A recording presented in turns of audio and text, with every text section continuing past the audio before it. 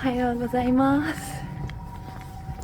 今日は友達が誘ってくれた舞台を見に行きます。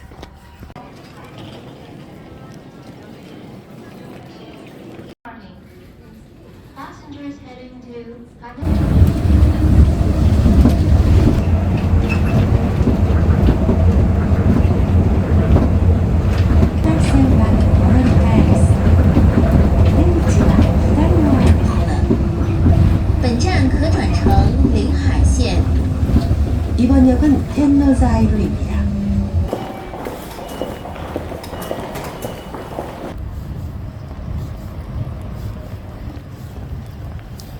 はい、天王洲アイルに着きました。ちょっといつもと違う駅を使ったんで迷ったんですけど、もうちょっとで劇場です。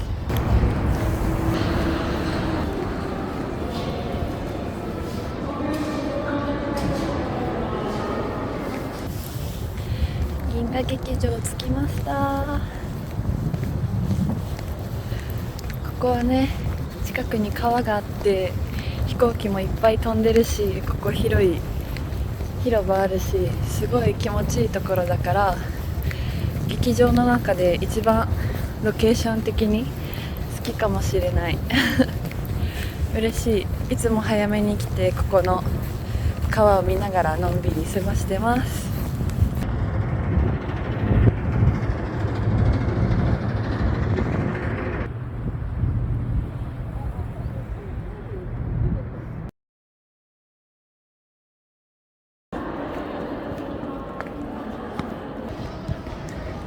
今急いでちょっと手紙書いちゃいたい人に、せっかくだからここの郵便局でポストに出してきます。このミュージカルじゃない、この舞台誘ってくれた友達がめちゃめちゃ楽しみにしてて、すごい嬉しそうな顔してたから私も嬉しいです。あと開演まで20分ぐらいお話しして楽しみたいと思います。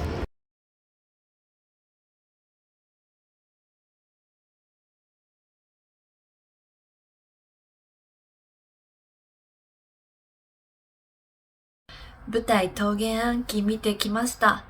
まずはアニメとかをね通しても初のメディア化っていうことで本当におめでとうございます。今日一日の感想としては、まず親友がね誘ってくれたことに本当に感謝してます。親友はその桃源暗記っていう漫画原作の作品が本当に大好きで、それが初めて舞台化する動くっていうことで、すごくね親友がとても楽しみにしてた舞台でした。で、初日にチケットを取ってくれたんですけど、この舞台を見るのを本当に楽しみにしてたっていうのが、その親友のね行動とか言葉から伝わってきて、そんな大切な日に私を誘ってくれたっていうことがすごい嬉しかったです。で、私はその子に、もうね出会ってから20年ぐらい経つ幼馴染なんですけど、今年の2023年の夏にテニミューに誘ったんですよ。これ本当にすごいから一緒に見てほしいって言って。で、それでテニミューもね、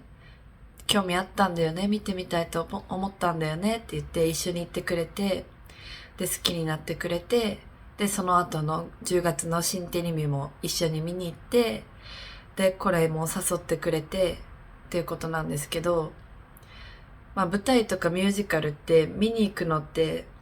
何か近くにやってる人がいたりしない限りは結構ハードルが高いものだと思うんですよ。だけどそれはもしかしたら親友にとってもそうだったかもしれないんですけど、その私がテニミュに誘ったのは、この親友がこの桃源暗記の舞台と出会うためだったんじゃないかなっていうのを感じました。でね、その子もこの私がテニミュに誘った後にその桃源暗記が舞台化しますっていうのがその告知されて、でちょうどいいタイミングだったから、もうこれは行くしかない運命だみたいな思ってたらしくて、そういうなんて言うんだろうな、親友がすごい大切な時間を過ごすきっかけを作るために、私はもしかしたら手に目にその子を誘ったんじゃないかな。もし少しでもそういう出会いにつながるような、何か少しでも助けになってたら嬉しいなっていう風に感じました。舞台の感想としては、迫力ね、すごかったです。近くの席を取ってくれたっていうのもあって、その席の近さ、舞台との近さっていうのも関係してるかもしれないんですけど、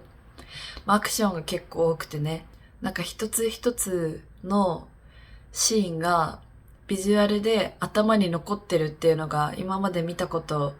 きたミュージカルと違って、私ってジョジョ見てもそうなんですけど、その見終わった後ってあんまりシーンが記憶に残らないんですよ。なんか全体としてのこの空気感の感想とかはあるけど、こういうシーンあったな、こういうなんか色味だったなとか、そういう造形とか形、ビジュアルはあんま覚えてないっていうパターンがほとんどなんですよ。テニスの王子様もそう。だけど、この桃源暗記の舞台は、このキャラの戦闘シーンこういうことあったよなとかが、もうすごい鮮やかにビジュアルでもう出てくるんですよ、どのキャラも。っていうのが、それだけインパクトがあったのかなっていうふうに思います。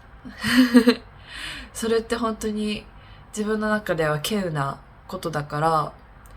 何かね、そういう力があった舞台だったんじゃないかなって思います。テレビにね、出てたはいつかくんとか高橋亮也くんをね、別の役で初めて見れたっていうのも嬉しいです。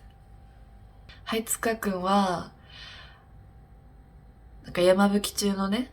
東方くんと同じような、おどおどした役なのか、みたいな。なんかそういう役もいいけど、なんかもったいないんじゃないかな、みたいな風に思いながら見てて、と思ったら、途中でも衣装も全然変わるシーンがあって、なんか日本舞踊みたいなね、踊るんですけど、そのシーンの切り替わりの、打って変わっての地味さから華やかさへの切り替わりを見て、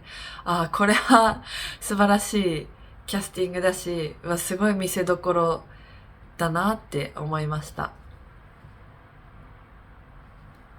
で、その舞台、踊ってる時のビジュアルでアクスタ出せばいいのにとか思いながらね。友達とも話してたりして、結構すごい良かったです。高橋亮也くんは、亮也くんを見るからには、私は歌を聴きたいって思うんですけど、でも、なんかいつ見ても体のキレがすごいなーって思います。跡部様の時のスマッシュもそうだけど、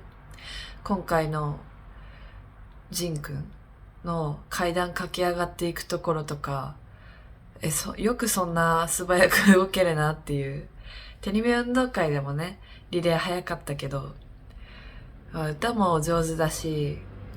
体のね、動きも素早くて、なんかいろんな役やってほしいな、これからって思いました。だけど歌聴きたいなって思いました。あとはヒロノくんヒロノくんが喋るたびに笑いが起きてて、なんか原作にあるシーンなのか日替わりのシーンなのかっていうのは自分には判断できなかったんですけど、もうそのね、俳優さんの力ですよね。そういう風に会場のね、空気を全部自分のものにできる俳優さんって、私は今のところそういう人が一番すごいって思ってるんですけど、ヒロノくんってそういうね、力があるんだなっていうのと、めちゃめちゃ愛されてるなっていうのを思いました。全体的に言えることは、血色解放っていう、現実ではあんまり再現が難しいような技とか、と空間をね、襖とかを移動させる、組み合わせたり移動させる、その能力の見せ方が最高って思いました。そういう風に見せるんだって。アニメにもなってないから、その参考にするのって本当に漫画の絵だと思うんですけど、それを移動させてるね、人たちもすごいし、その名前がついてるね、キャラクターの俳優さんたちだけじゃなくて、その演出を考える人もそうだし、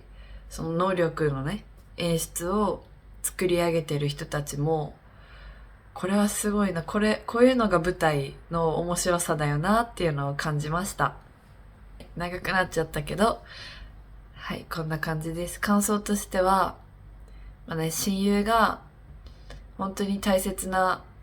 日に誘ってくれたことが嬉しいっていうのと、迫力としては正直ジョジョを私は帝国劇場で見たジョジョよりも迫力があったなって思います。峠暗記。次回もね、開催が決まりましたし、原作の先生も本当に舞台、初日ね、一緒の会に見ていらっしゃったみたいで、すごいね、感動したっていうことを SNS でもね、メッセージにされてるので、原作の方もね、本当に納得がいって、心動かされるような素敵な舞台だったのも、私もそれは納得するなっていうふうに思います。その峠暗記の舞台見たその日の自分のね、いつもの歌は、やっぱ劇場に行ったから、その銀河劇場の